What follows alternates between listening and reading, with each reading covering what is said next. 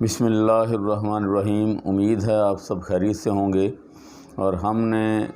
Practical کی training کے لیے جو سلسلہ شروع کیا تھا تو وہ انٹرنیٹ سلو ہونے کی وجہ سے لائیو والا سسٹم جو ہے نا وہ صحیح نہیں آ رہا، یعنی ہم نے اس کے بعد بھی ٹرائی کی لیکن وہ نہ چل سکا پروگرام۔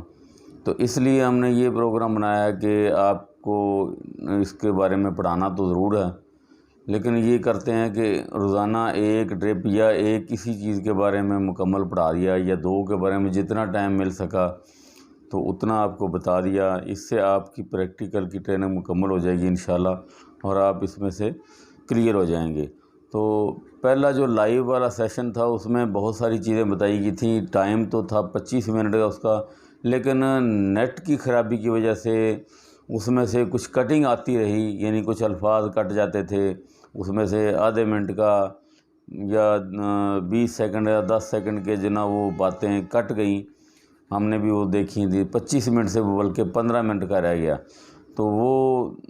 ٹھیک مزہ نہیں آتا اس طریقے سے اگر آپ کو بات پوری سمجھ نہ آئے۔ بہرحال یہ تو آپ نے کنفرم کر لیا ہوگا کہ 5% ڈیکسٹروز کا محلول کیسے تیار کیا جاتا ہے، یعنی اس کی ضرب تقسیم جمع یہ آپ نے سب دیکھ لی ہوگی، لیکن اس کو پھر بھی ہم تقریباً یہ تصویر کے ذریعے آپ کو لازمی دکھا دیں گے اس میں کہ کہاں پر کیا چیز لکھی ہوئی ہے اور کیسے دکھائی گئی ہے۔ تو میرے پاس یہ انیس انجم صاحب کی کتاب ہے جس کے ذریعے سے میں آپ کو پڑھا رہا ہوں، تو بہت سے دوستوں کے پاس یہ بھی ہوگی۔ بہرحال یہ ضرور یاد رکھنا کہ آپ کی لکھنے کی سپیڈ جو ہے نا وہ پوری ہونی چاہیے، ان تصویروں کے ذریعے دیکھ لیں یا سامان جو ہوگا۔ ایک اور چیز بھی ان میں مشترک ہے کہ 5% یا normal saline, dextrose normal saline, Ringer, ORS، sulphur مرم، ڈیکسامیتھاسون مرم، یہ جتنی بھی چیزیں ہیں یہ ان کے بنانے کا طریقہ تو علیحدہ ہو سکتا ہے، یعنی وہ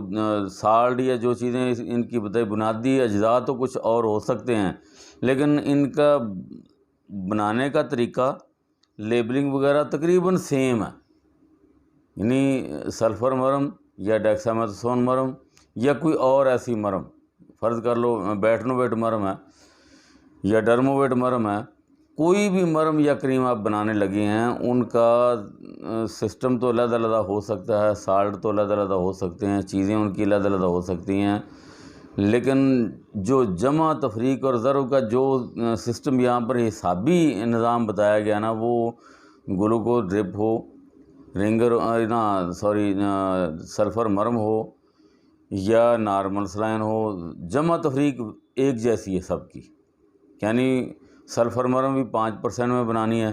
تو طریقہ وہی گلوکوز والا، 5% گلوکوز وہاں پر لکھا جاتا ہے، یہاں پر 5% سلفر مرم لکھا جائے گا۔ تو آگے اس کی مقدار دی ہوئی ہے یا اس کی یعنی وزن دیا ہوا ہے تو اس وزن کے حساب سے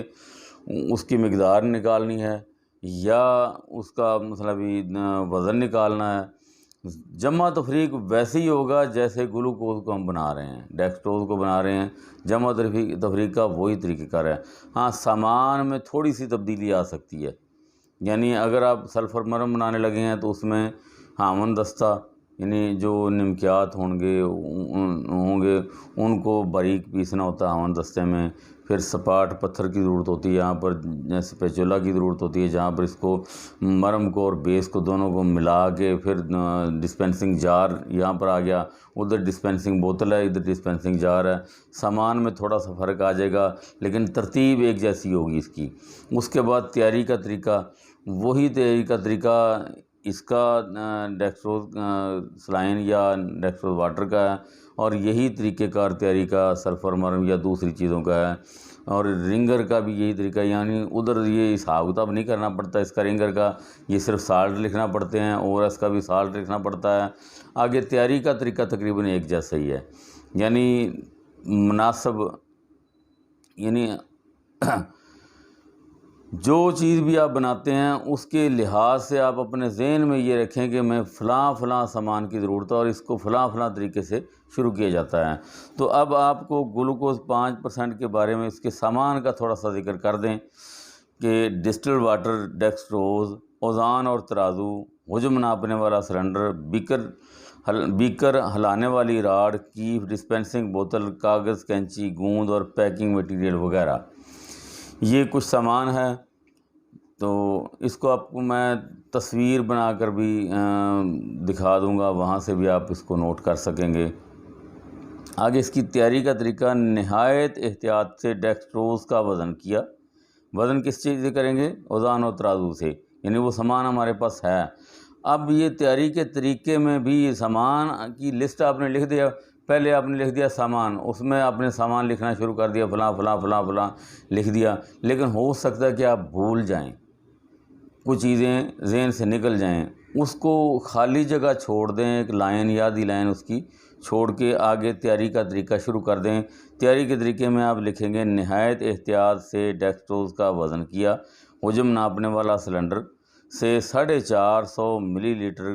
پانی بیکر میں انڈیلا،